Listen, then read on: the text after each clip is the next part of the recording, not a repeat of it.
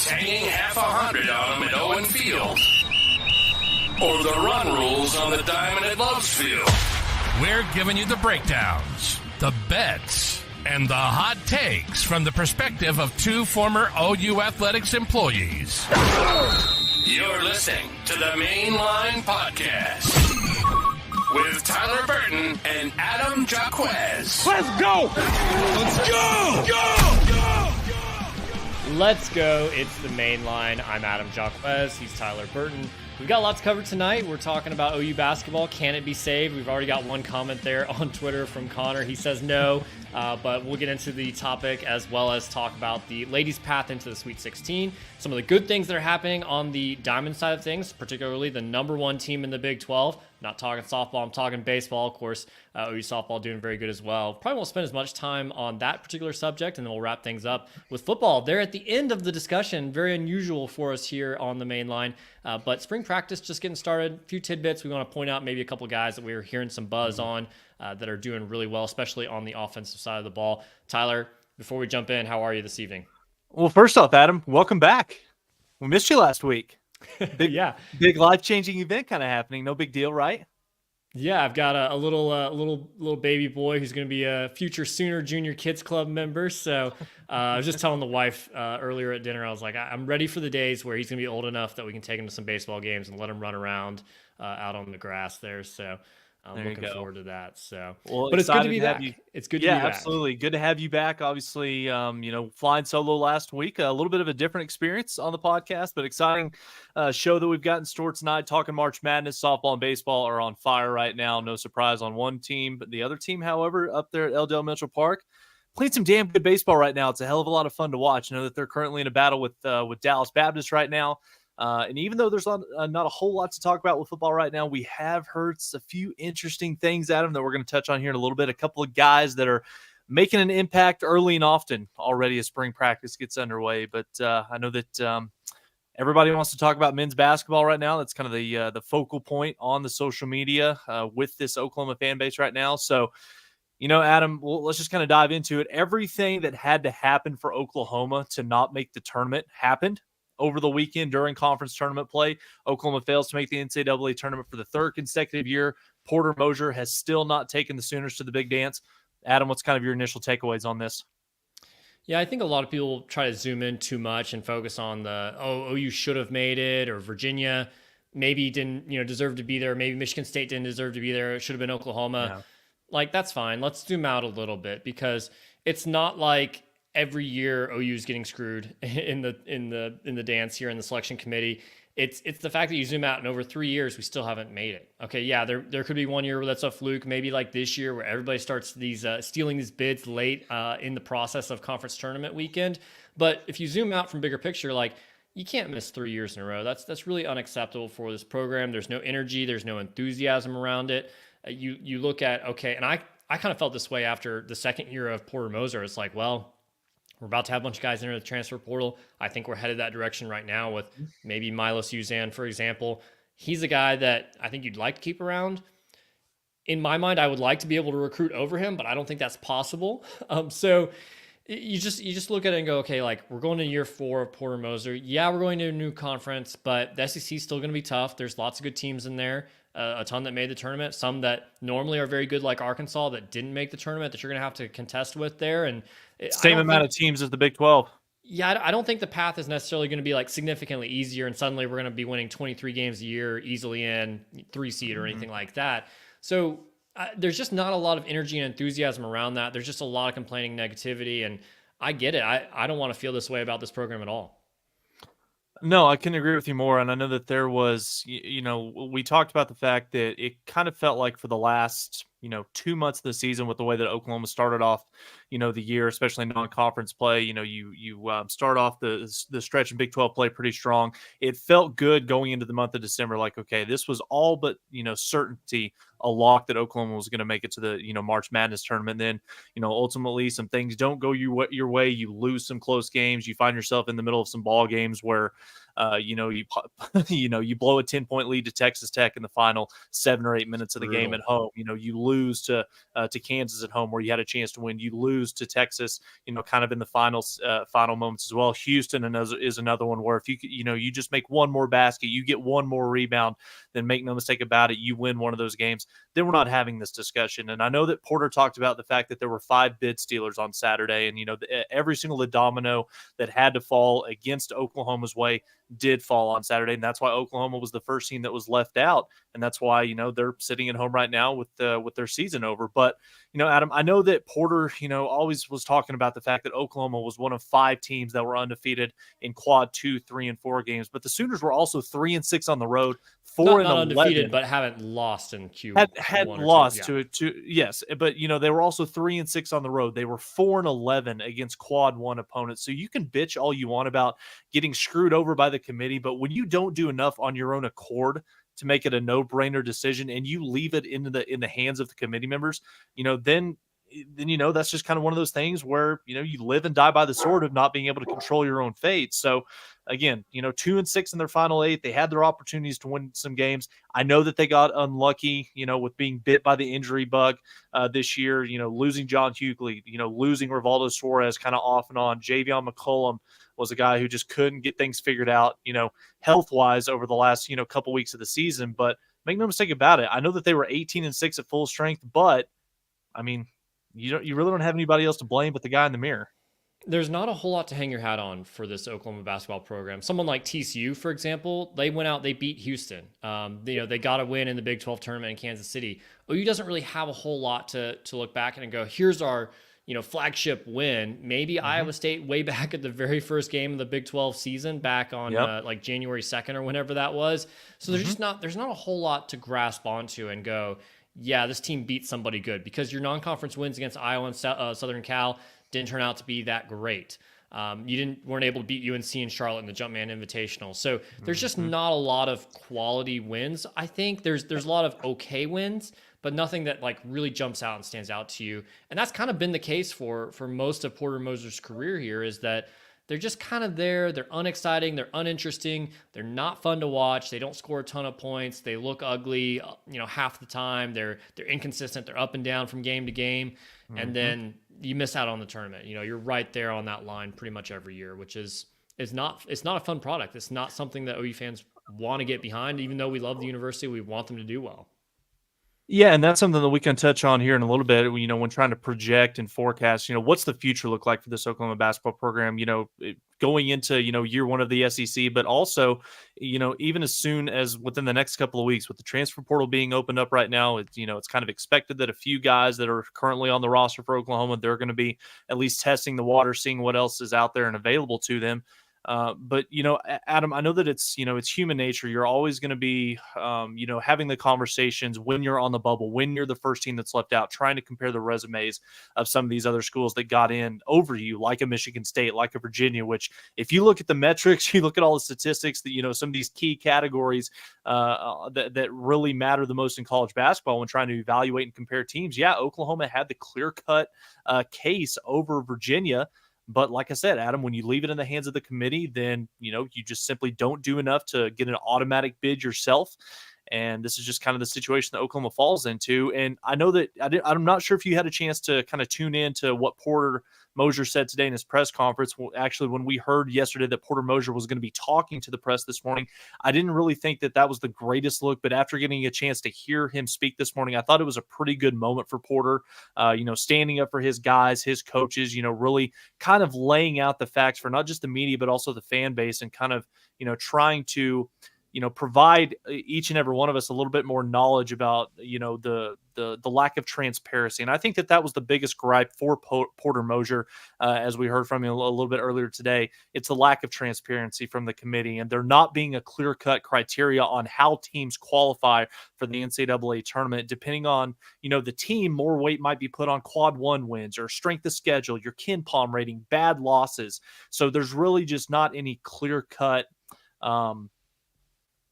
I don't know what the best word is, qualifications, what simply do you have to do to make it where it's 100% outside of winning your conference tournament. But, make no mistake about it. I think that moving forward, it was pretty clear, pretty apparent, or at least I thought from listening to Porter Moser speak on earlier this morning at the LNC, that I think that he's firmly planted here in Oklahoma. And I hope that doesn't come back to bite me over the next week or two if he takes another job. But, you could tell that this stung for Porter, because he's put so much into this over the last, 3 years, but especially this season where, he was out in the community, he was at the fraternity and sorority houses. He was trying to generate excitement and bring people to the LNC to get that proper type of love and support from this fan base. And, anytime that you come up one team short, one spot short, and you miss the tournament for the third consecutive year, yeah, it's going to sting a little bit. Do I think that Oklahoma should have been in the tournament this year? Yes. But am I going to sit here and say that,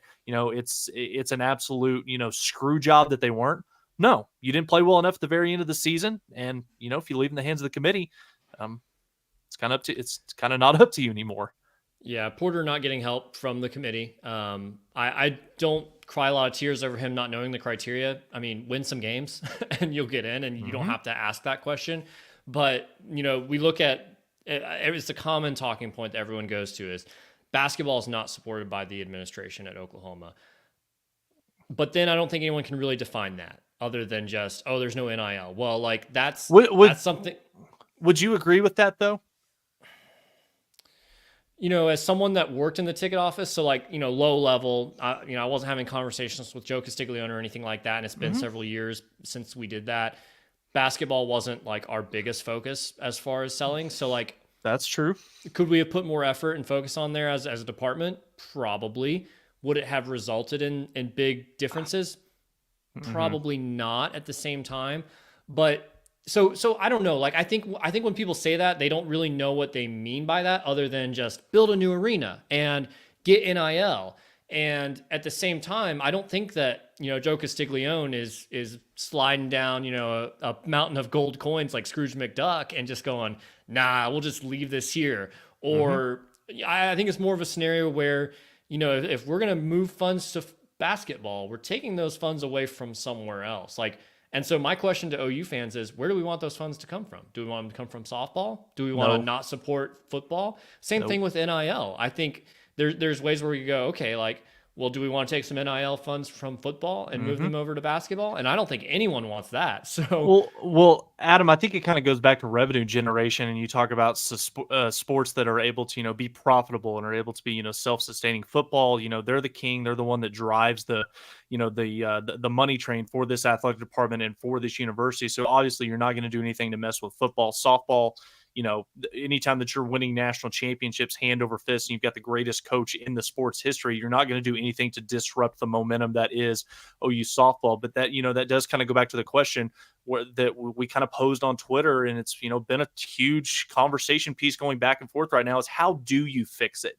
And, there's so many problems that there's not just one thing that's simply going to make this whole thing better, whether it's a new arena, need more NIL, Adam, tying this thing back to the OU administration and how involved or what the level of care is. Yes, I do think that they do care, but once we moved on from the Kelvin Sampson era, OU administration, at least in my opinion, and I think that there's probably a good majority of the fan base that probably, follows this same line of thinking as well. Once we moved on from the Kelvin Sampson era, I think that the OU administration put the basketball program on the back burner. And outside really of three elite guys that OU had come through their program in Blake Griffin, in Buddy Hield, and in Trae Young, I don't think that there's not the same level of support and excitement for this program. And like I talked about, football and softball, they are. What does that look like? When you say put it on the back burner, what was taken away? What support was not given? Well, the arena is an absolute joke. Now, I know that the NIL conversation is one that you really it's a tough one to have because, like you alluded to, there's only so many dollars that can go around. And, with football being the driving force of this athletic department and going into the SEC, that's your cash cow. So you obviously want to do anything and everything that you can to make sure a huge majority of those NIL dollars are being, allocated towards the football program. But like I was saying, when you've got football and softball, they're king and queen of this athletic department, and rightfully so. But the administration's lack of drive and involvement in making Oklahoma basketball better, I think, has gotten them into the position that they're in right now where, and I'm sorry to say this, Adam, but there's a huge portion of this Oklahoma fan base that truly doesn't give a shit about OU basketball outside of those few months in between where football ends and softball begins. So we can talk about building a new arena. We can talk about backing up the Brinks truck to the LNC to be able to increase the NIL dollars. I don't think that the new arena plan is really going to do anything to impact your ability to win basketball games next year, just because you've got to have the players on the court.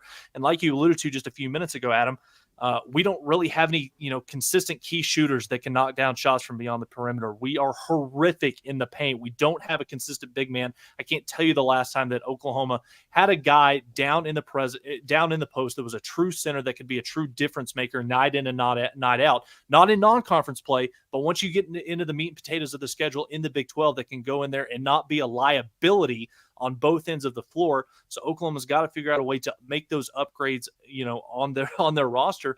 And like you alluded to, Adam, from our time working in the ticket office, it doesn't matter what kind of sales pitch you make, what kind of marketing campaign that you try to do. And Oklahoma is making a concerted effort, I think, to try to get people to come out. Like you talked about the $2 beer night, some of the different promotions that they made all season long. But the single greatest thing that can put butts in seats is winning. And Oklahoma's not doing that right now. Buddy, the LNC is trash. It's a horrible arena.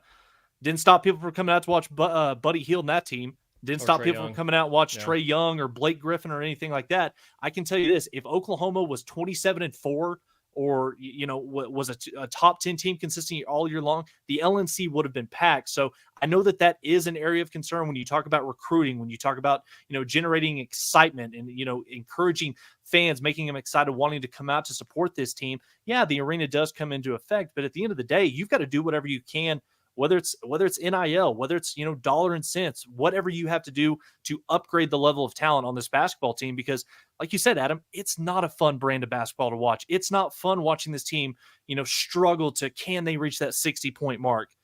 It's just not a fun product to watch, and especially when you've got the Thunder doing what they're doing right now. Yeah. So you're kind of comparing apples to oranges a little bit. But when you've got two teams two teams that are, within 15 to 20 miles of each other. One's, the number one in the Western Conference right now, and the other's the Oklahoma Sooners. Yeah, and you mentioned, the fan base tunes out on basketball. Like, we might not talk about basketball again until maybe December of this year. That's not because, we don't care about it, we're not interested in that, but the numbers tell us what we see as far as interaction on Twitter or views on our videos and things like that. People are not interested in basketball. And so as OU fans, the most common OU fan probably will just pop their head up and go, oh, yep, someone entered the portal, pop back down. Oh, we got a transfer from Canisius or some school we've never heard of before. Oh, I guess he'll be okay. And then just totally ignore basketball until football season is completely over there.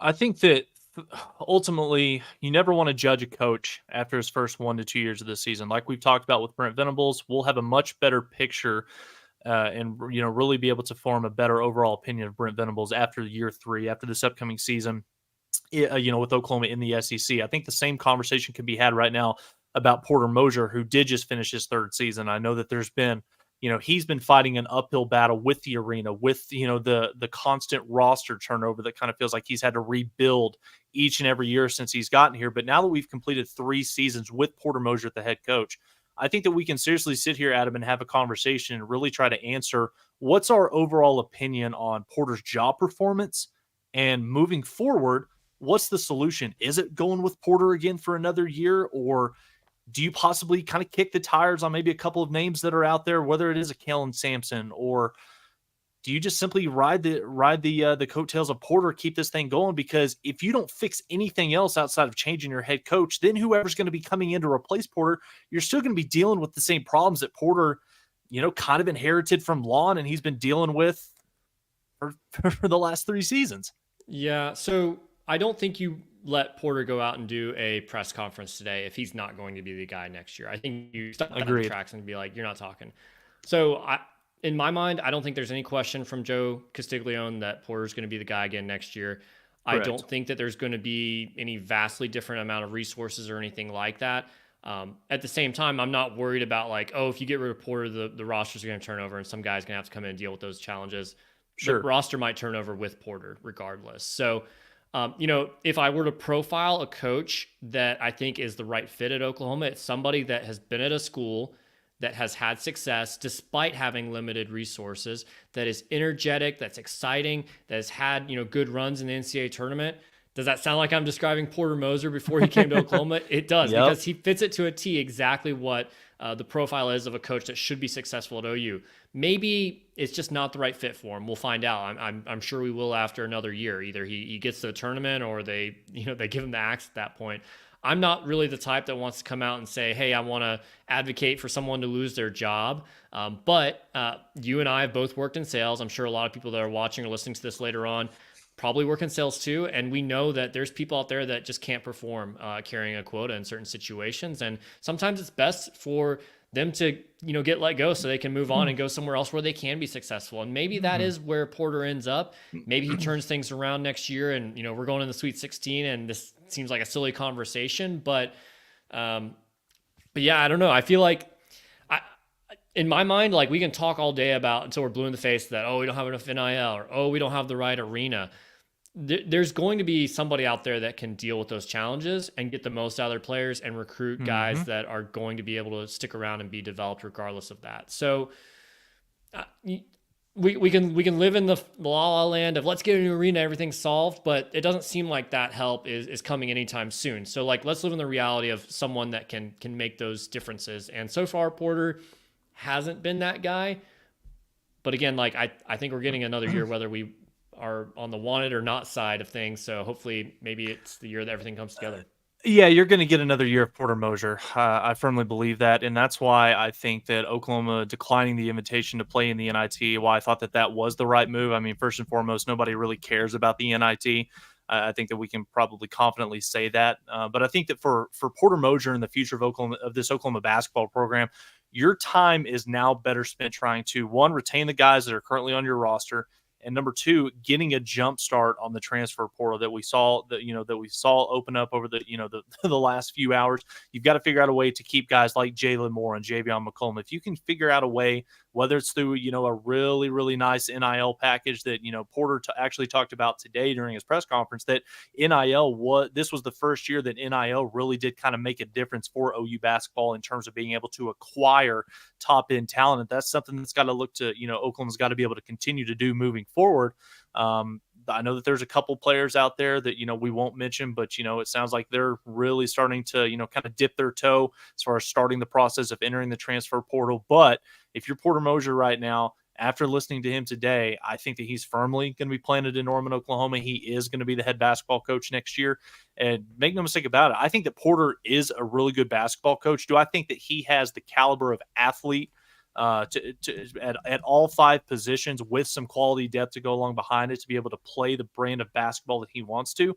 No, I don't think so right now, but that's why it's nice that we're skipping out on the NIT, because it does give you, kind of that head start to be able to go out there and, be able to start the process of trying to upgrade your roster at some of those key positions like we talked about, where you can go out there and maybe find one or two guys, that are a 35% or better 3-point shooter. Go out there and find a guy that can be a true difference maker down low in the post, can be a center.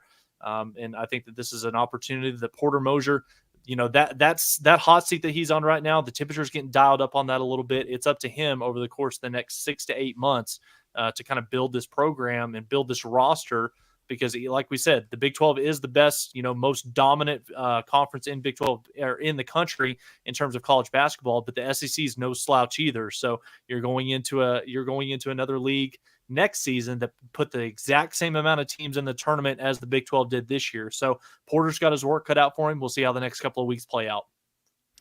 No, we're all pretty hungry for this team to get back to the NCAA tournament. It feels like it's been so long, and not a lot we can do to just cure that hunger. But if you're physically hungry, you should go to Factor Meals. They're our sponsor here at the main line.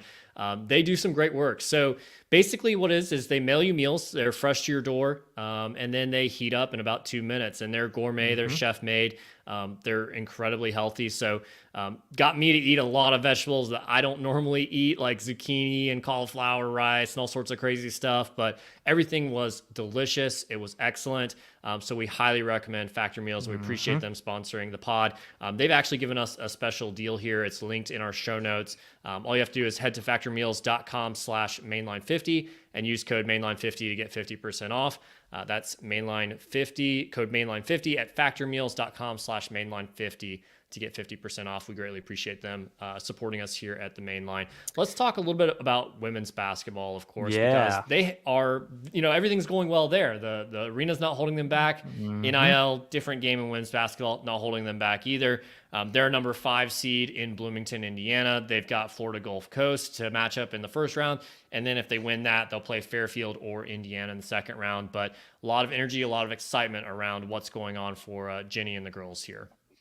Yeah, Oklahoma earns a 5 seed in the Albany Regional. They will take on the 12 seed Florida Gulf Coast Eagles this Saturday, 2 p.m. tip-off. The winner of that matchup, Adam, will move on to face the winner of Indiana and Fairfield for the right to go to the Sweet 16, which is probably going to be a matchup against South Carolina. So careful what you wish for. But Florida Gulf Coast, Adam, just kind of doing as much of a deep dive or a quick look ahead at Oklahoma's preview, the preview of the opponent coming up this weekend. Florida Gulf Coast did just win their 7th consecutive Atlantic Sun Conference tournament title. They've got one of the more impressive resumes of any team in the field of 64, 29-4 record, a 22-game win streak, top 25 win over North Carolina, and they were a perfect 16-0 record in conference play. They play really good defense, holding opponents to a little bit less than 55 points a game and outscoring them by a margin of 20.5 points. So Oklahoma's going to have their hands full with this one. Don't let the seeding fool you. Florida Gulf Coast, that is going to be a nice matchup that Oklahoma's going to have to come out there and play their A game with. But Adam, one of the most impressive things about this feat for the Sooners is that Oklahoma has been a top 5 seed or higher in each of the 3 seasons since Jenny Baranczyk became the head ball coach in Norman, Oklahoma. So good luck to women's basketball this upcoming weekend. See if we can't get them to the Sweet 16. Yeah, Florida Gulf Coast is a very good team. They shoot a ton of threes, so it's going to be a high-paced, fast-paced game Saturday afternoon for the ladies there to try to keep pace with them. I think they can do it. Yeah.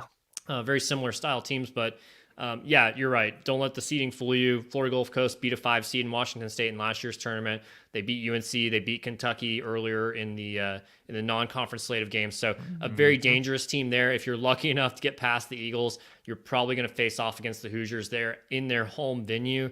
And the Hoosiers are number 1 both in field goal percentage and in three-point percentage. So lethal team there. I think OU can do it. But they've got a challenging draw here to even make it to the Sweet 16 to face off against a brutal squad in South Carolina that is going to be real tough. But I think there's parallels here between women's basketball and men's basketball.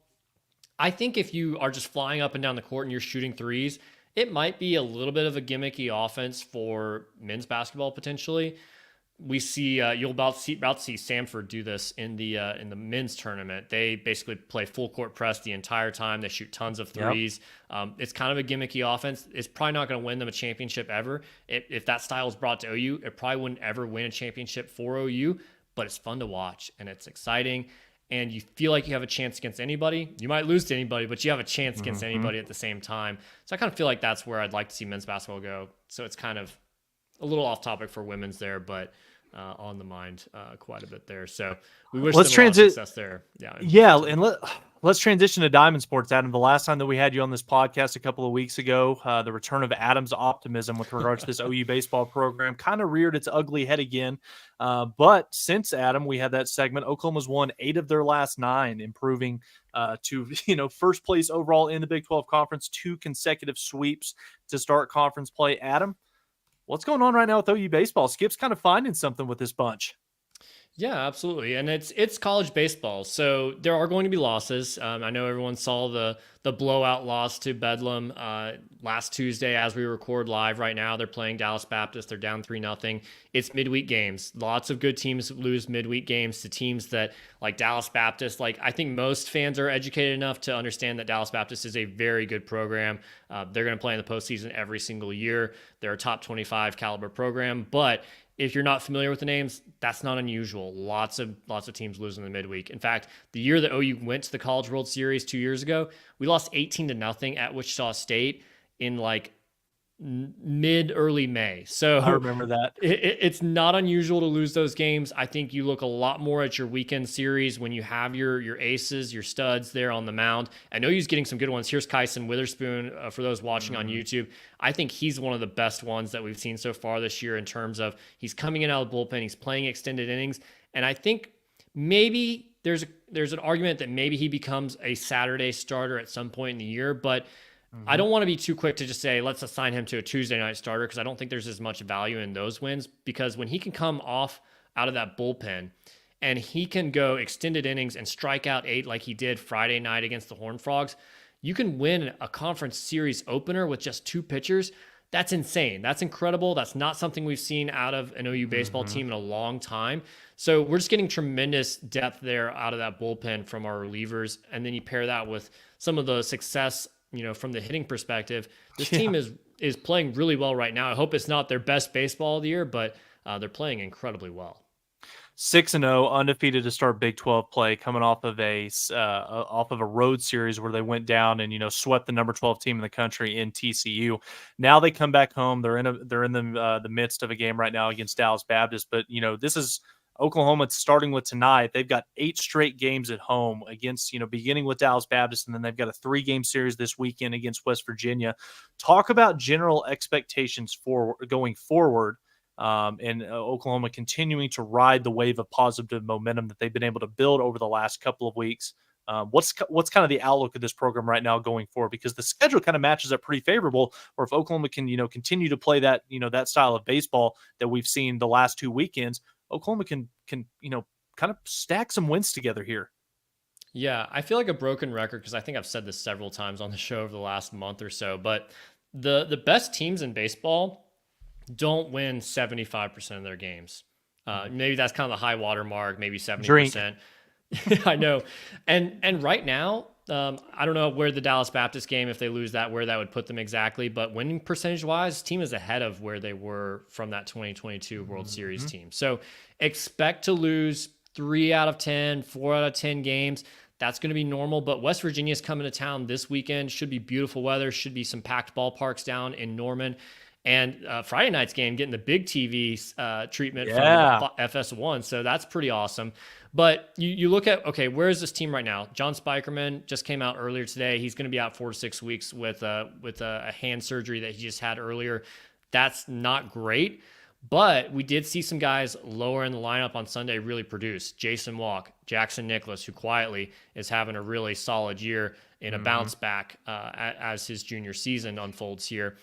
We've seen some good at-bats from Jackson Willets, not great hitting, but he's getting on base through walks. So you're seeing some production there, and now we're seeing Carter Frederick bring that power to the lineup as well. So I think that's going to be the most interesting thing for me to watch over this weekend is what does the back half of the lineup look like?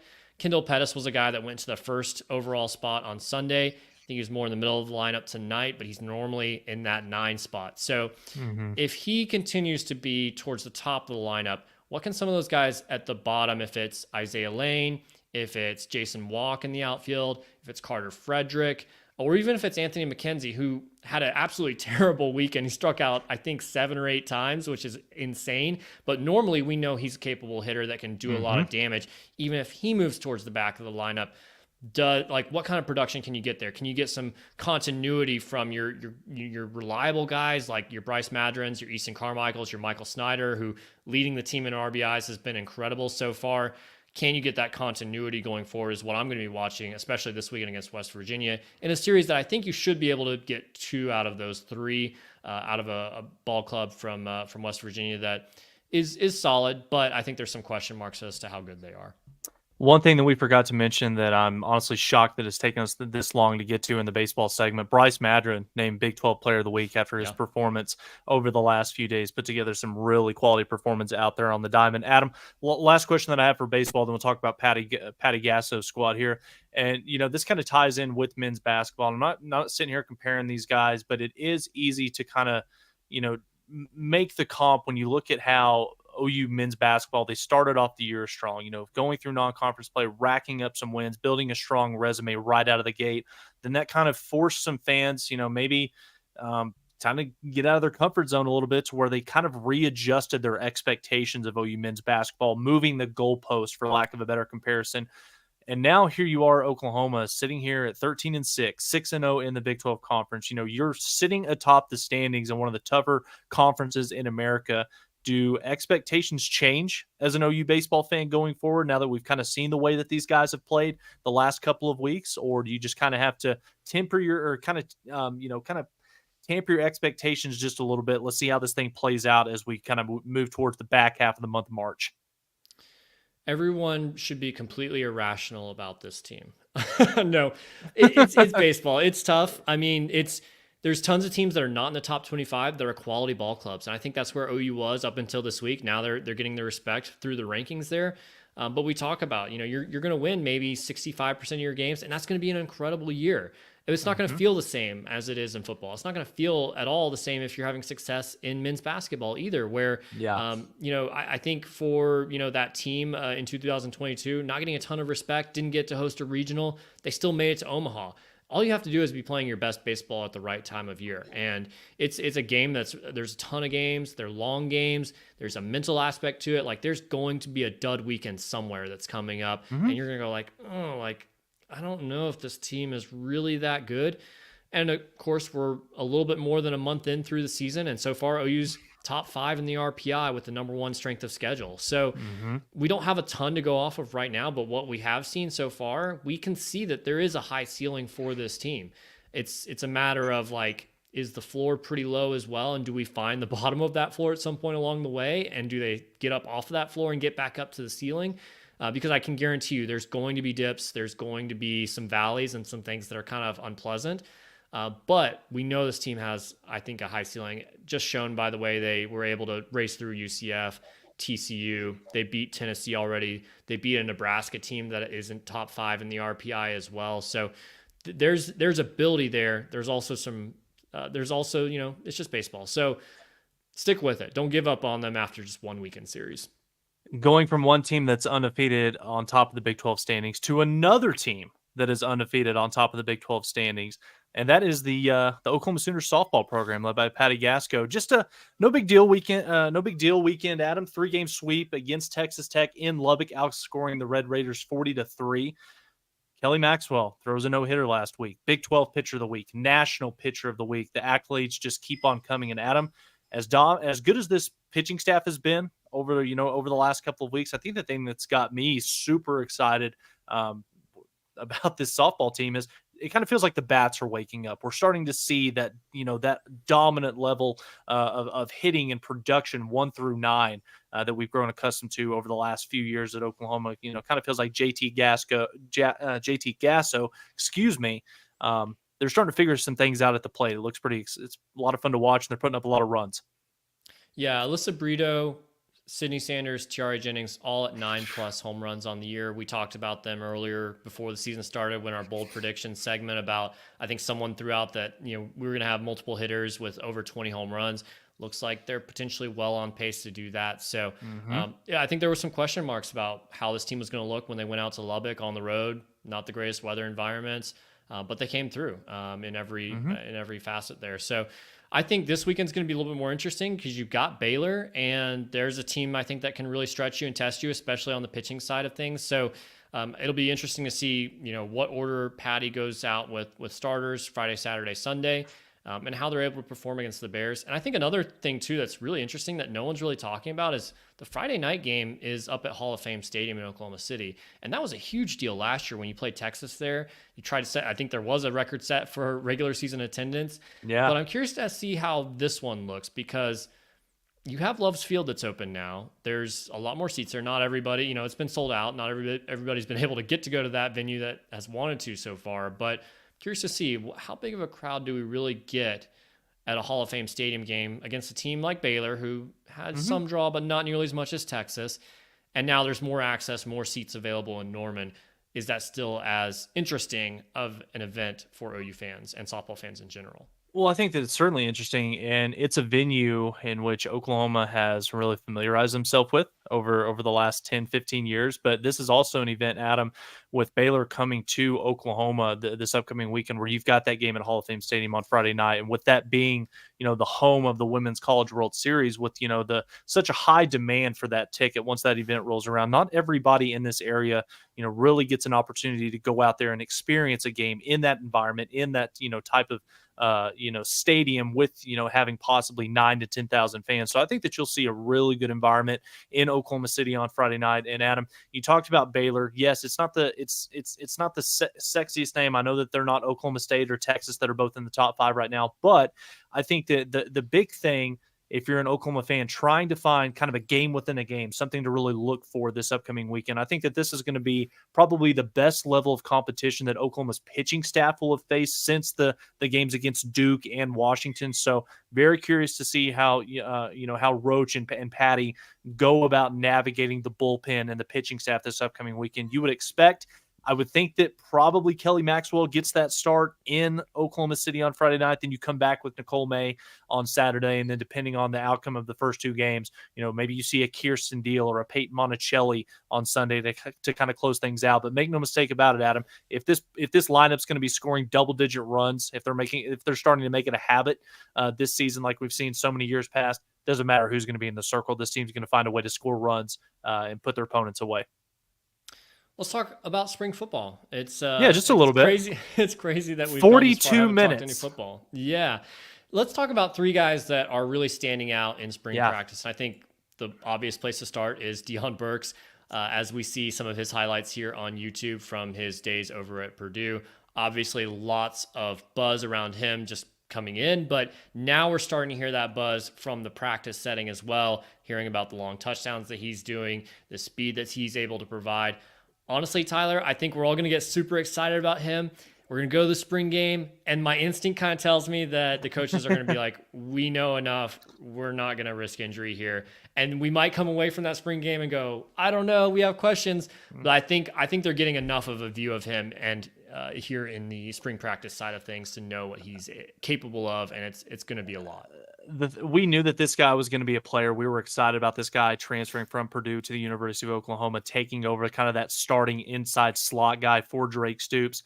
And we know that there's been a lot of excitement. We're really eager to see what this kid can do. But the thing that got me the most excited about Deion Burks so far is we kind of put some feelers out there over the weekend, trying to see, kind of what's been some of the buzz, around spring practice, how have things looked out there, getting the guys on the field, for the first week and a half. And the reply that came back to me regarding Deion Burks was just simply buckle up. So you've got Jackson Arnold in the fold. You've got him, the fact that he's already starting to build that continuity. He's, got, such a good rapport with not just the wide receivers that were on this team a year ago, but you're seeing him starting to build that trust and relationship with Deion Burks. So buckle up. It's going to be a lot of fun watching Deion Burks in the Crimson and Cream. Absolutely. Our number 2 guy, Heath Ozida. Don't have any highlights of him. Offensive lineman, didn't play a whole lot last year. First team, Heath Ozida. Yeah, kind of thought we were gonna see him in the Alamo Bowl. Didn't end up happening there. So I'm curious to see here. Like, we're hearing good reports about him. He's playing with the first team there. There's still some guys that are a little dinged up on the offensive line. So yeah, I would like to know, hey, in the spring game, if everyone's available, is he a name or a guy that we see run out on the field with the first teamers there? So I think there's still some question marks there, but obviously a lot of interest and good things that we're hearing there. I'm not going to put any stock when we watch the spring game in terms of, what are the lineups or what's the rotation going to look like. It's a spring game. It's a glorified scrimmage. I mean, call a spade a spade. we're not going to know what Coach Bill Beanball's lineup is going to truly look like probably until the first SEC game. With there being so many new faces in that position room, they're going to use the first couple of games, to kick off the regular season to kind of figure out, okay, who's your top 5 or 6 guys? Who can be those first 2 guys off of the bench when you're in a pinch, when there's an energy, when there's a helmet that comes off, during a play.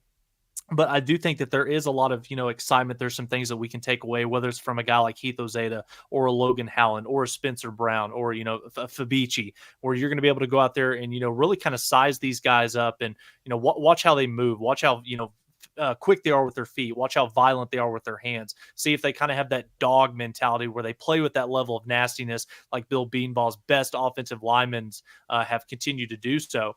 So it's going to be a lot of fun to watch. But from the initial reports that are coming out, Heath Ozeda, he's sticking out. He's flashing. Love it. And then lastly, from the tight end position, a year ago, it was, Austin Stogner's played a lot of college football. Behind him, we've got a converted quarterback that transferred in from Michigan State. Behind him, we have a converted basketball player that transferred in from Cameron University. We've got a true freshman. We've got Caden Helms, who was dealing with some injuries. I don't know if I'm missing anybody there, but just not a lot of options there in the tight end room. Flip the page to 2024. We've got a guy that actually played tight end, even if it was at the FCS level, in Bauer Sharp. We've got Jake Roberts that transferred in, has played tight end his entire career at North Texas and Baylor. We've got one of the top tight ends in the nation from the high school ranks coming in Devon Mitchell. But Bauer Sharp, the guy here in this case, as I call him every time, played for the Mud Dogs there in Southeast Louisiana with the Water Boy. And he's flashing here in spring practice as well, which is really encouraging to hear. The more guys out of that room that we hear about that are flashing, I think the better it is for this offense just to be more complete in all facets. That you really need that kind of safety blanket type of player, whether he's receiving or blocking or whatever it is, someone that's reliable. And Bauer Sharp's the name that we're hearing quite a bit right now.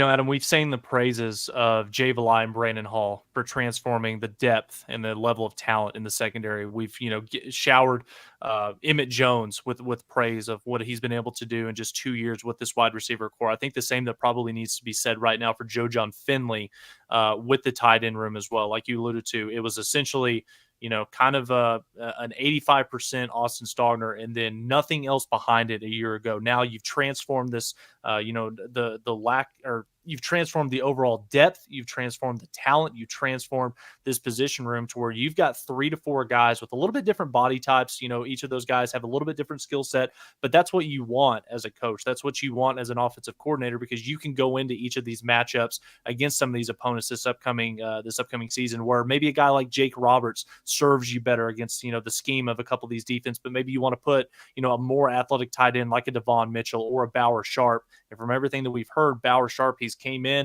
he's gotten after it in the weight room, he's been in the film room, he's really trying to, he's giving 150%, trying to learn the playbook and be that, starting tight end. And from everything that we've heard over the last week and a half, Bauer Sharp's a guy Oklahoma fans need to be watching out for because he's making some plays and he's flashing in a big way. Not as many guys on the defensive side of the ball. We just wanted to highlight offense tonight. I think that's kind of okay, though, because on the defensive side, there's so many proven commodities there that it shouldn't surprise us that Danny Stutzman or Billy Bowman or any of the other number of different starters from a year ago are solid. Like, that's probably not just going to get as much praise. So that's why we're not talking about as much defense tonight. But maybe we'll focus a little bit more on that next week. We're 32 days out from the spring game. So we'll probably have some more football to talk about in the coming weeks. But I think that's going to be a wrap for us this evening. We appreciate everyone for making us a part of your routine every week, whether you watch live on YouTube, later on YouTube, or if you listen to the podcast as you go about your day. We greatly appreciate you making the Main Line a part of that. And we will see everyone again next week for the next episode of the Main Line.